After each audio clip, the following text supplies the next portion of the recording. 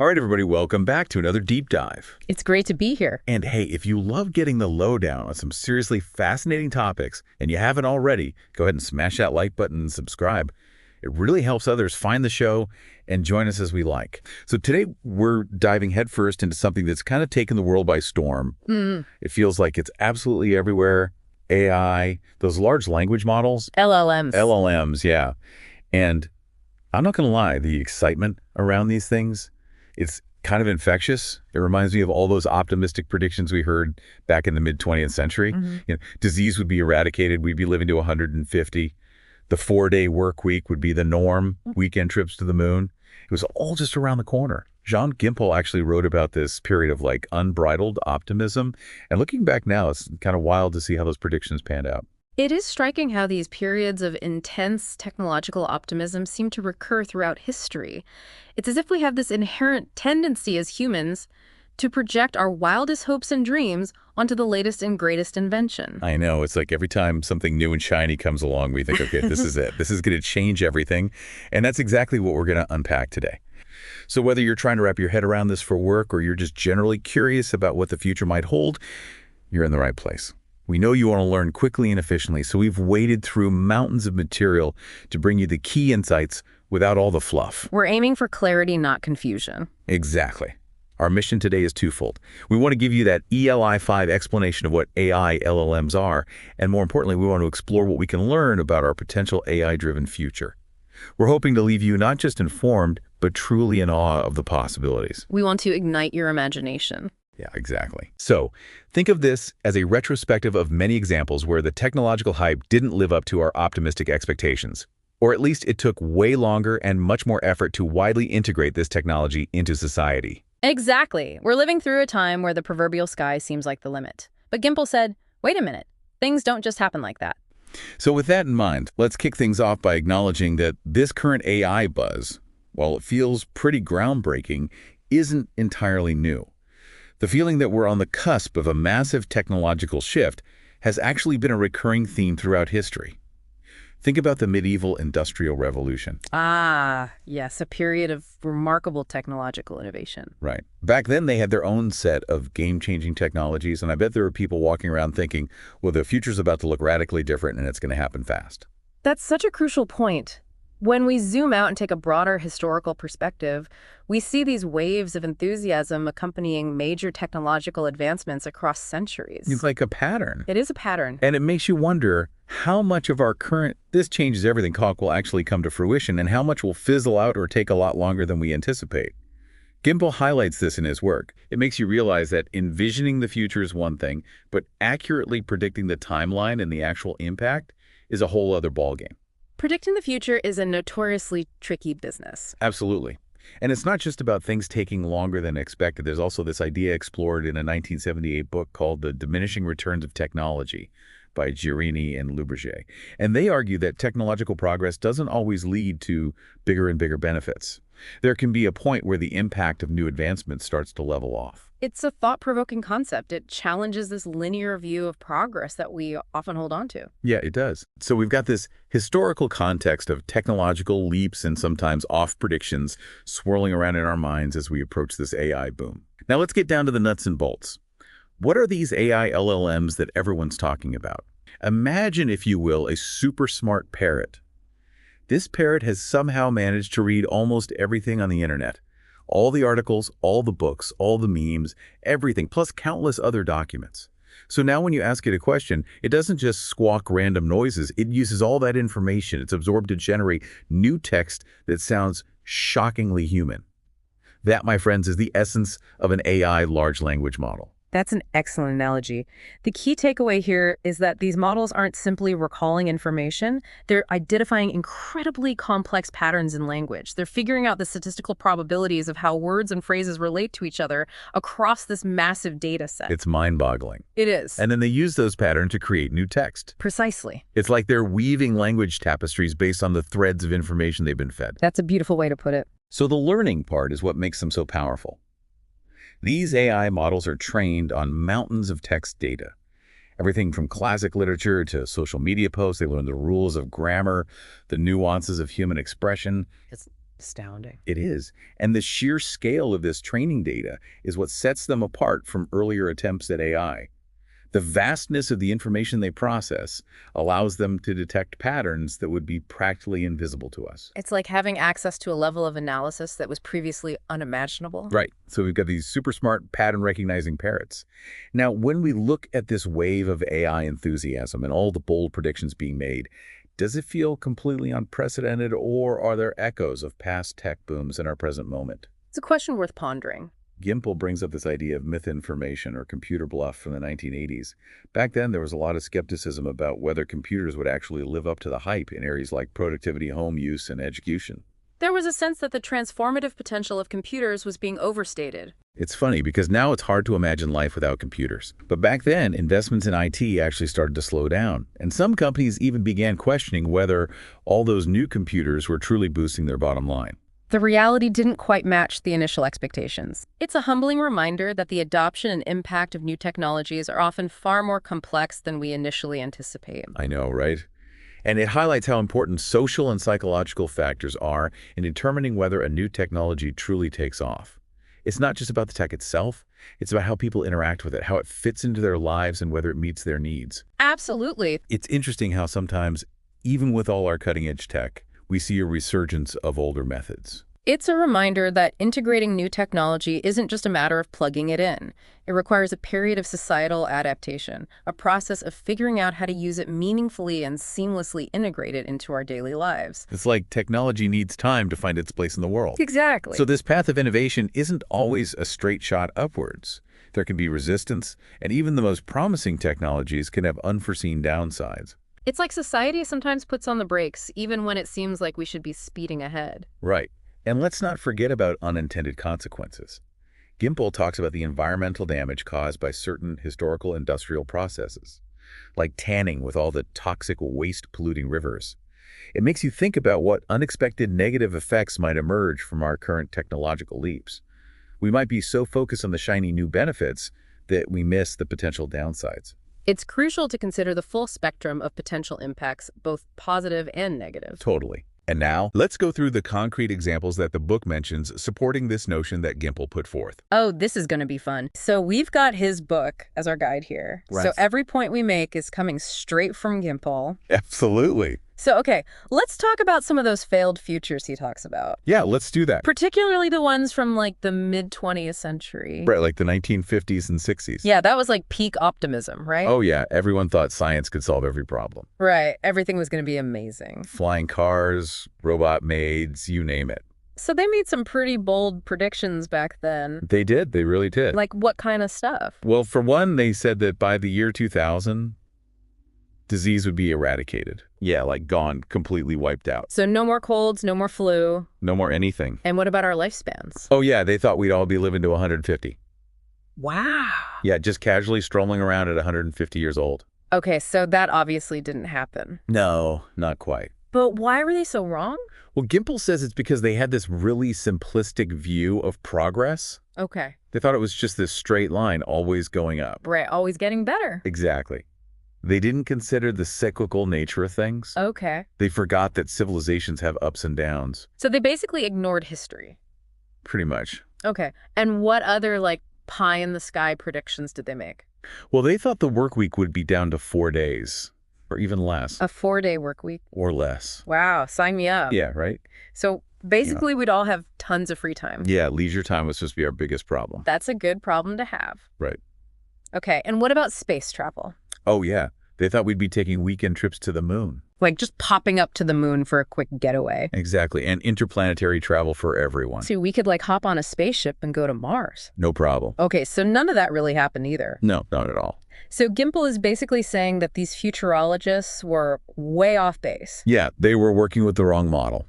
Okay. They thought progress was a one-way street, but it's not. It's more like a roller coaster. Yeah, with peaks and valleys. Okay, and he makes an interesting distinction between technology and science. He does. Right. Yeah, he says that sometimes technology develops before the science is fully understood. Oh, like with early steam engines? Exactly. They worked, but no one really knew exactly why. Right, the science of thermodynamics came later. Okay. But here's the key point. Technology can hit a plateau, Okay. It can stop advancing so rapidly, Right.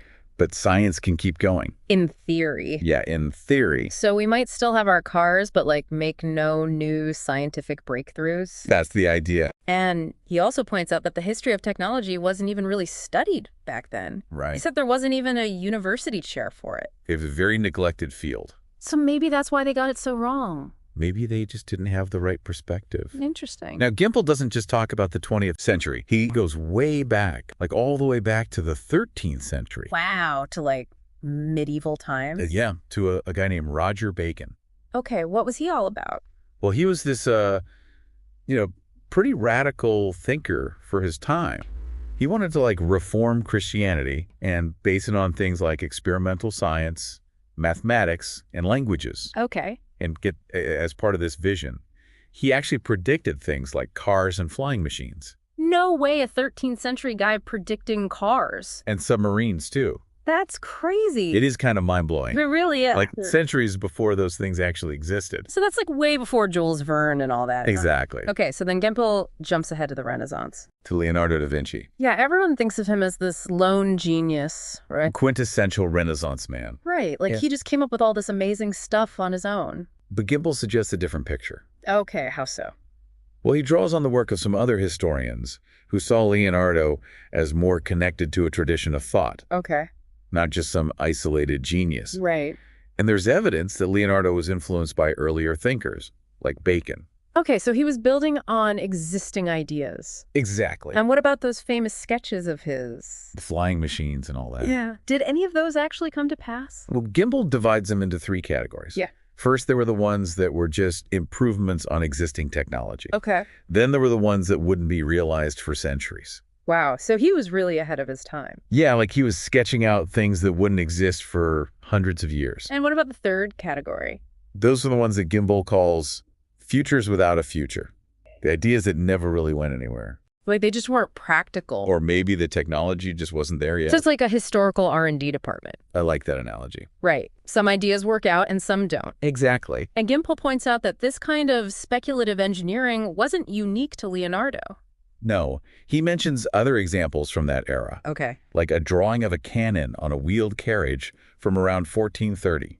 Wow, so they were already thinking about mobile artillery. And even earlier, in the late 14th century, there are illustrations of divers in diving suits. That's amazing. It's like early science fiction. Right. So this idea of imagining future technologies has a long history. It's not just a modern thing. No, not at all. Okay, so now let's fast forward a bit. Okay. Gimpel talks about this idea of diminishing technological returns. This is a key part of his argument. Right, he's saying that progress isn't always this upward climb. Yeah, he thinks it slows down. Okay. Like the initial breakthroughs are huge, Right. but then it gets harder to make those big leaps. So it's like the low-hanging fruit has been picked. Exactly. Okay, and he uses those failed futures from the 50s and 60s as examples. He does. So we talked about the moon bases and the disease eradication. Oh, right, those were the really big ones. But there were other more down-to-earth predictions that also flopped. Oh, yeah, like the atomic-powered airplane. What? Yeah, in 1955, they were convinced they were going to have a plane that could fly around the world without refueling. Powered by a nuclear reactor. Yeah, like a mini nuclear reactor on a plane. That's a terrifying thought. It kind of is. Okay, so that never happened. No. Okay, what else did they get wrong? Well, in that same year, 1955, Bell Aviation announced plans for a commercial passenger rocket. A rocket? Yeah, that would fly from New York to California in 75 minutes. 75 minutes. Yeah, they were thinking big. That's faster than a bullet train. And they were even talking about a maiden flight in 1961. So before we even landed on the moon. Exactly. Okay, so that one was a bust too. It never got off the ground. Literally? Yeah, no pun intended. Okay, and what about those personal helicopters everyone was supposed to have? Oh yeah, that was another one. So instead of traffic jams, we'd have air traffic jams. Pretty much. Okay, so all these transportation predictions were way off. Yeah, they overestimated what was possible. And Gimpel doesn't just look at these big picture things. No, he gets into specific industries too, Okay. like the pharmaceutical industry. Oh, interesting. Yeah, you'd think they'd be a prime example of constant progress. Right. Always coming up with new drugs. But Gimpel points out this weird paradox. What's that? Well, they were pouring more and more money into research, Okay. but the number of new drugs actually went down. So more money, but less output. Exactly. That doesn't sound very efficient. No, it doesn't. And it got even more expensive to develop new drugs. Yeah, the cost went way up. So it's like a double whammy. Less output and higher costs. Okay, so what's going on there? Well, Gimpel doesn't have a definitive answer. Okay. But he does mention this book by Jean-Jacques Salomon called Prometheus Entangled. And the subtitle is Resistance to Technological Change. So maybe there are just limits to how much progress we can make. Maybe? Okay, now what about the environment? Yes, that's a big one. Gimpel talks about that too. And he seems to think that environmental concerns are like a cyclical thing. He does. So what's he getting at there? Well, he starts by talking about pollution in the Middle Ages. Okay, so not exactly a pristine time. Yeah, not at all. Okay. Like he talks about how they used to dump all kinds of garbage into the Seine River. Like dead animals and stuff? Yeah, pretty gross. Okay, so what's the connection to modern environmental concerns? Well, Gimpel asks this interesting question. Is this rise in environmentalism in the late 20th century a sign that we're entering a later stage of civilization? So like a sign of decline? Maybe. Okay. He draws a parallel to the end of the Middle Ages. Okay. He says that as civilizations get older, they tend to become more conservative. More focused on preservation. Okay, and he has this example about banning pesticides in Africa. Right, the dieldrin ban. Yeah, what happened there? Well, they banned this pesticide because it was harmful to wildlife. Okay. But it was really effective at controlling locusts. So what happened when they banned it? Well, the locusts came back. With a vengeance. Yeah, like biblical plagues of locusts. Right. So it was this unintended consequence. Right, they were trying to do the right thing. But it backfired. Okay, and he also talks about the UN trying to fight locusts. Yes, with millions of dollars. And in one case, it was a strong wind that saved the day. A wind. Yeah, blew all the locusts out to sea. So nature intervened? It did. Okay, so that's a pretty clear example of how complex these systems are. And how hard they are to control. Okay, now let's talk about liability laws. Okay. Gimpel argues that they can stifle innovation. Yes, he cites Peter Huber on this. Okay, what was his argument? Well, Huber said that if the liability laws of the 60s and 70s had been in place earlier, a lot of major inventions would never have happened. Like what? Like the Wright brothers airplane. Okay. Or the Model T. Right, those are pretty risky inventions. They were. Okay.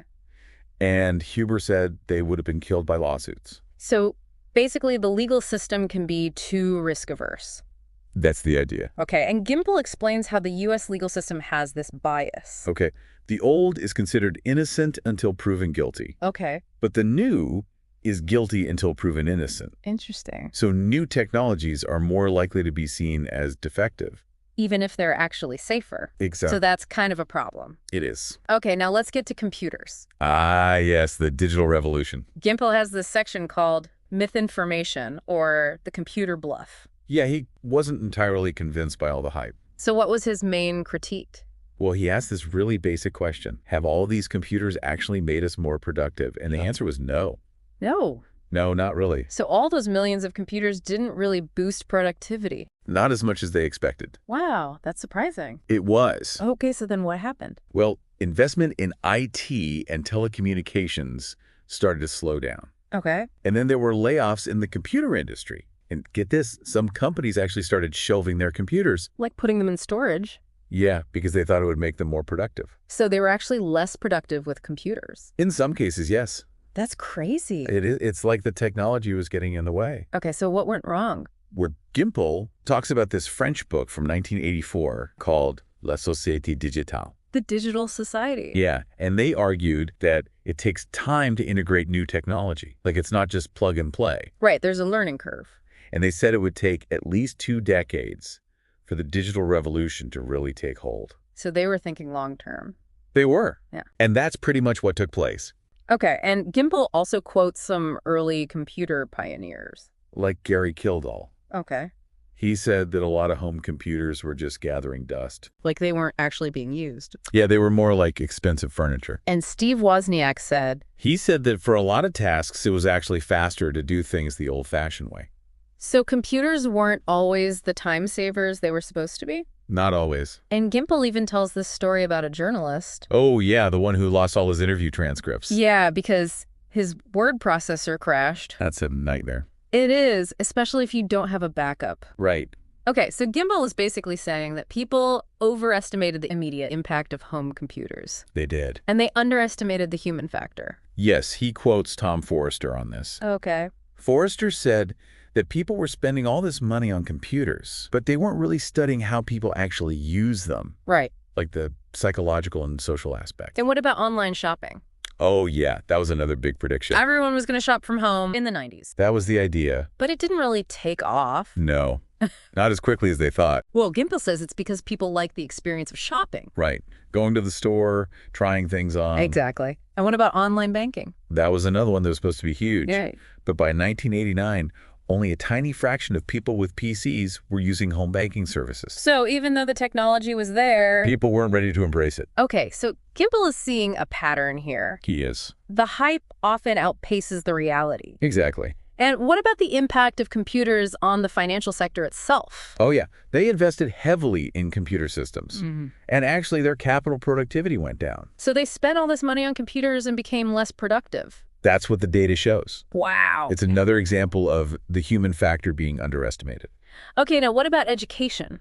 Ah, yes. The classroom of the future. Gimpel was writing about this decades ago. He was. So what did he see happening? Well, contrary to the predictions, computers had not taken over education. So no robot teachers yet. Not yet. Okay, but schools were spending a lot of money on computers. There were billions of dollars. And it wasn't really working out as planned. So what was the problem? Well, for one thing, there was a shortage of good teaching software.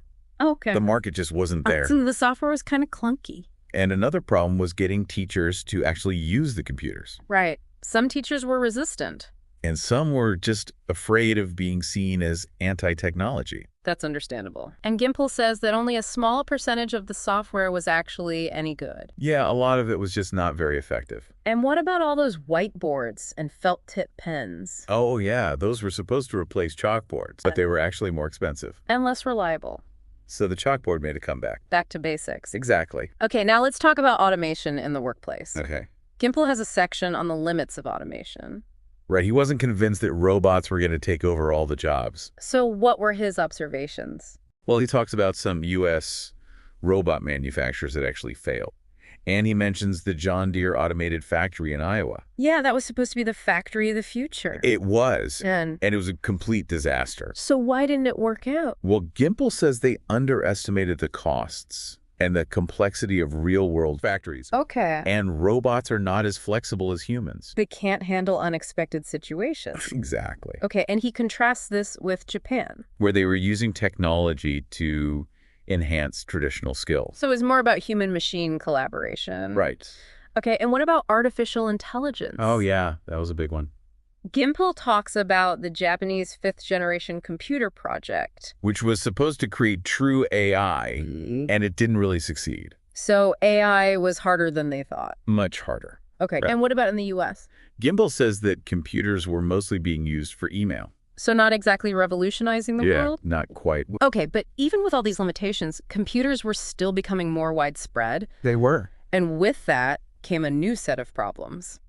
Like computer crime. Right? Gimpel talks about that too. He does. And he says it's not just teenage hackers anymore. No, it's ordinary criminals and even employees. So anyone can be a cybercriminal. Pretty much. Okay, and he gives some crazy examples. Like the mafia using a severed finger to break into IBM. A severed finger. Yeah, it sounds like a movie, but it actually happened. Wow, and what about that virus that shut down all those computers? The ARPANET virus. Yeah, that was a big deal. It showed how vulnerable these systems are. One little virus can cripple a whole network. Exactly. Okay, and Gimpel also talks about the challenges of software development. Yes, he says people underestimated the complexity and the cost. Right, software is really hard to write. It is. And he quotes Yves Lesfargue, Who warned about technology leading to breakdowns. Okay. And Gimpel mentions this software project for the Air Force. That took years and years and cost a fortune. So software can be a real money pit. It can be. And he even talks about software accidents. Yeah, where systems crash because of bad software. Okay, and Gimpel sees all of this as a sign of a crisis in the computer industry. He does. He says investment started to decline in 1983. Yeah, and then there was the crisis in the UK computer industry in 1985. Where Acorn had to be rescued and Sinclair went downhill. And even Express ran a headline saying, God save the computer. So things were not looking good. Not really. But Gimpel also talks about the return of the book. Yes, that was a surprise. Right, everyone thought books were going to disappear. Especially with the rise of television and computers. But Gimpel says the book made a comeback. It did. And ironically, it was helped by technology. Like microedition and word processors. So the very things that were supposed to kill the book Actually helped to revive it. That's pretty ironic. It is. Okay, now let's talk about space travel. Okay. Another area where the reality didn't match the hype.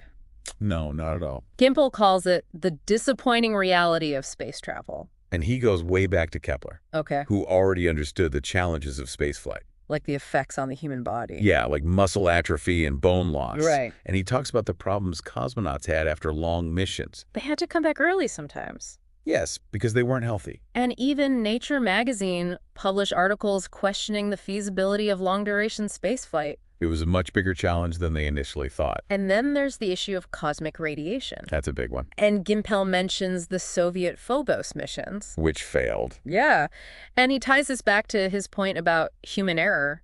He says we're more likely to be tripped up by our own mistakes than by rogue AI. Which is kind of comforting. In a way. Okay, and of course there's the financial cost of space travel. Which is enormous. And public interest was waning. People were losing enthusiasm. And even NASA admitted that they weren't ready for manned missions to Mars. Not by a long shot.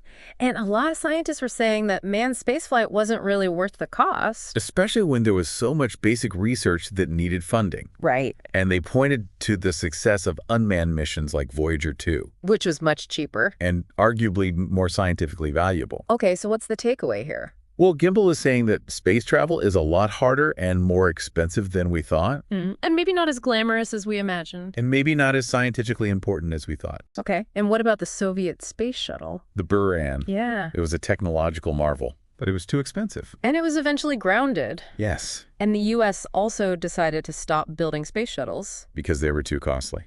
So even reusable spacecraft weren't the answer. Not really. And Gimpel concludes by saying that technology is always flawed. He references an article in the New York Times that linked the Challenger disaster to the Star Wars program. So even our most advanced technology can fail. It can and it does. And what about supersonic flight? Concorde was a technological marvel, Right. But it was a commercial failure. Why? Well, it was too noisy. Oh, why? And it used too much fuel. And it couldn't carry that many passengers. So it was just too expensive. Exactly. So with all this historical context in mind, let's shift our focus to the future. What kind of AI-driven future might we be catching a glimpse of? Now, we're not fortune tellers here, so we're not talking about definite outcomes. We're talking about potential impacts, possibilities. We're engaging in informed speculation. Exactly.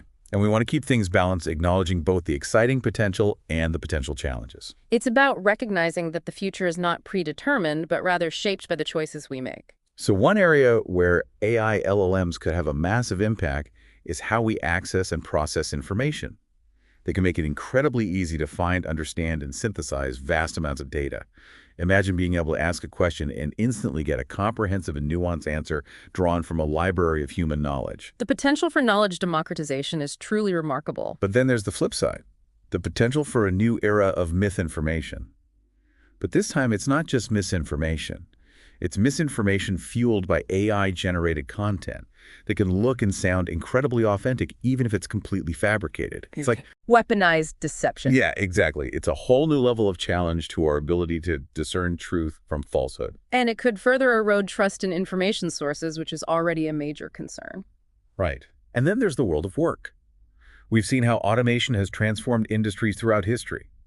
Will AI LLMs lead to widespread job displacement, or will they augment human capabilities, taking over repetitive tasks and freeing us up for more creative and strategic work?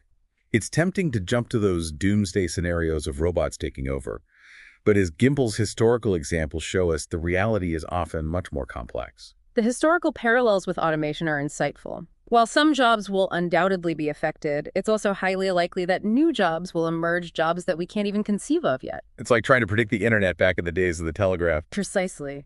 And there's also the potential for human-AI collaboration, where each leverages its unique strengths. The key will be adapting our skills and education systems to navigate this shift. Adaptability is key.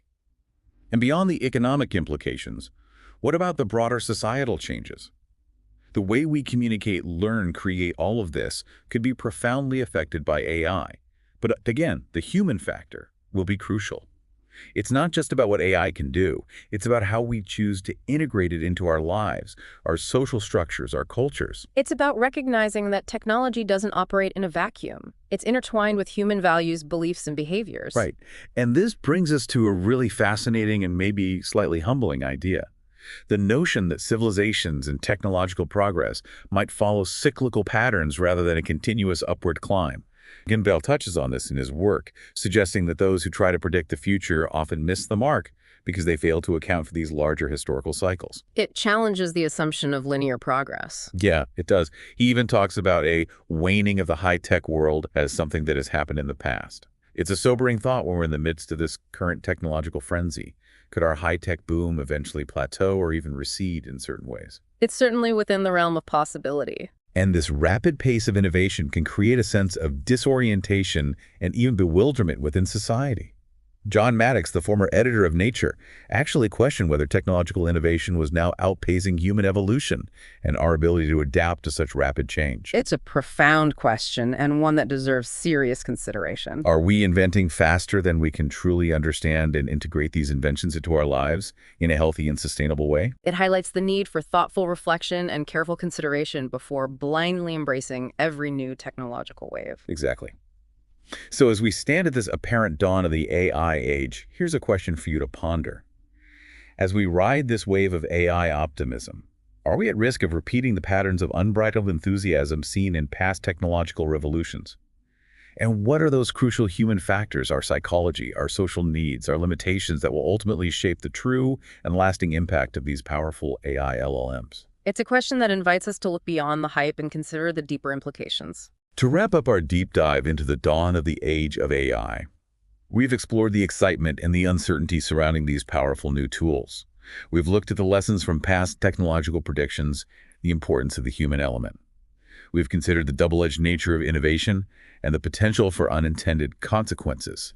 We've taken a nuanced look at a possible AI-driven future, focusing on possibilities rather than certainties. And we've touched upon the cyclical nature of progress and the need for careful reflection as we navigate this uncharted territory. Technology, no matter how advanced, is ultimately a tool shaped by human intentions. And integrated into a complex web of social systems and cultural values. Precisely. You now have a deeper understanding of this pivotal moment in history and the winding paths that may lie ahead. So as we continue to explore this AI landscape, consider this. Could the rise of AI LLMs be the next printing press gunpowder magnet, a truly transformative force that fundamentally reshapes our world in ways we're only beginning to grasp? Or will it reveal unexpected limitations and lead us down unforeseen roads? Let us know in the comments, and we hope you've connected with some of the historical parallels taking place in this current technological boom. Thanks for watching.